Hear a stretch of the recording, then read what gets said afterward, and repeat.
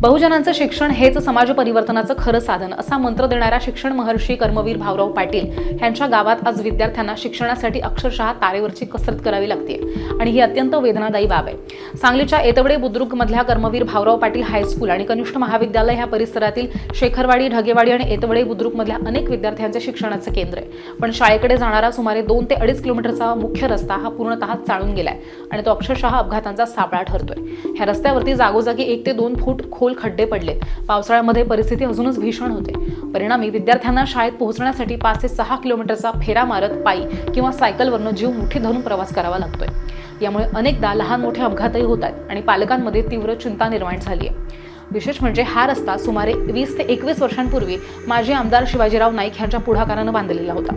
त्या काळात शाळेचा विद्यार्थी पट सुद्धा मोठ्या प्रमाणात होता, पण गेल्या अनेक वर्षांपासून रस्त्याची कुठलीही दुरुस्ती न झाल्यामुळे त्याची दुरावस्था झाली आणि त्याचा थेट परिणाम हा शाळेच्या विद्यार्थी संख्येवरती होतोय असं ग्रामस्थ सांगतायत। शिक्षणासाठी बाहेर पडलेली मुलं सुरक्षित पोहोचू शकत नसतील तर शिक्षण महर्षींच्या विचारांना ही मोठी तडा देणारी बाब ठरेल। ह्या रस्त्यावरती असलेल्या ओढ्यावरती अजूनही साकव नाहीये, त्यामुळे पावसाळ्यात विद्यार्थ्यांचे हाल अधिक वाढतात। या रस्त्याची तातडीनं दुरुस्ती करावी आणि ओढ्यावरती साकव पूल बांधावा अशी जोरदार मागणी परिसरातले पालक, विद्यार्थी आणि शेतकरी वर्गातनं केली जाते। शासन आणि लोकप्रतिनिधींनी याकडे गांभीर्यानं लक्ष देऊन त्वरित उपाययोजना कराव्यात, अन्यथा भविष्यात कर्मवीर अण्णांच्या शाळेला विद्यार्थी दुरावण्याची भीती सुद्धा व्यक्त केली जाते।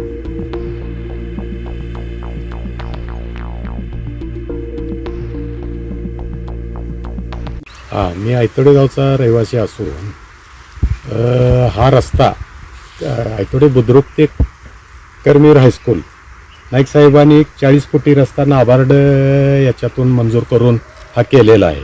पण त्याची दुरवस्था अशी इतकी वाईट झालेली आहे की आज शाळेला जाणारे विद्यार्थी सगळेच बंद झालेले आहेत। कारण तिथं फुल एक नसल्यामुळे तिथं फुलावर पाणी येऊन इतकं मोठं पाणी येतं की डोंगरात पडलेला थेंब हा सगळा ह्या वड्यापर्यंत येतो।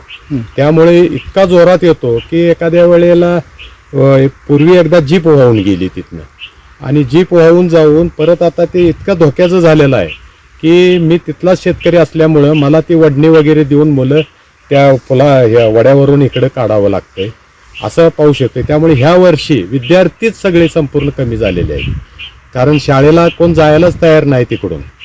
आणि पूर्वीपासनं इतक्या हालापेष्टात जाऊन मुलं शिकली, पण आता सगळी सोयी असून देखील त्या फुलाअभावी आणि रस्त्याअभावी मुलं जाईना झाल्यात। सगळी शाळेची मुलं, कर्मवीर अण्णांच्या शाळेची मुलं बंद व्हायला लागल्यात। तरी त्याची दुरुस्त करून फूल वगैरे बांधून शाळेला रस्ता करून द्यावा ही नम्रतेची सगळ्या गावकऱ्यांची, ग्रामस्थांची विनंती आहे।